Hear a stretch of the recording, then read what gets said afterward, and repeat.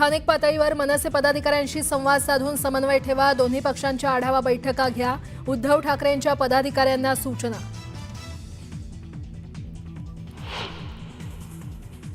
लाडक्या बहिणींना ई-केवायसी बंधनकारक। पुढील 2 महिन्यांच्या आत ई-केवायसी प्रक्रिया पूर्ण करावी। महिला आणि बाल कल्याण मंत्री अदिती तटकरेंचं आवाहन।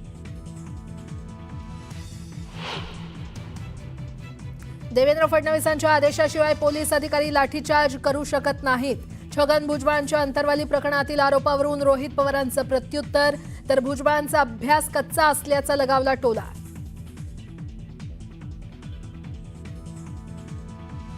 बंडू आनेकाच्या जुगार अड्ड्यावर पोलिसांचा छापा। 7 जणांविरोधात गुन्हा दाखल, तर बँक अकाउंटही केलं सील।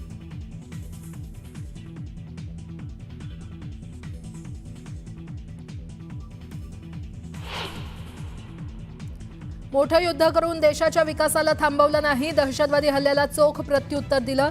नेटवर्क 18ला दिलेल्या एक्सक्लुझिव्ह मुलाखतीत केंद्रीय गृहमंत्री अमित शहांचं विधान। नवी मुंबईतील ट्रक ड्रायव्हर अपहरण प्रकरण। 6 दिवसांपासून गुंगारा देणाऱ्या खेडकरचा ड्रायव्हर प्रफुल्ल साळुंखेला धुळ्यातून केली अटक। संपूर्ण नाशिक शहरातील पाणीपुरवठा आज बंद, तर रविवारी कमी दाबानं होणार पाणीपुरवठा। 2 दिवस पाणी जपून वापरण्याचं जिल्हा प्रशासनाचं आवाहन।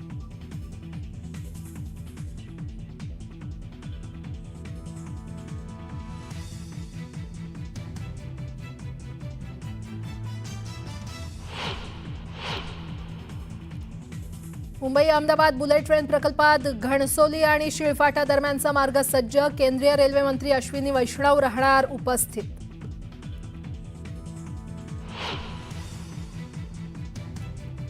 आजपासून मोनोरेलची सेवा अनिश्चित काळासाठी बंद। बंद दरम्यान अत्याधुनिकीकरण आणि नवीन प्रणाली कार्यान्वित करण्याची कामं मार्गी लावणार। कर्नाटक बँक दरोड्यातील बॅग मंगळवेढाच्या हुलजंती इथे सापडली। बंद असलेल्या घराच्या छतावर सापडलेल्या बॅगमधून 6.5 किलो सोनं आणि 41 लाखांची रोकड जप्त।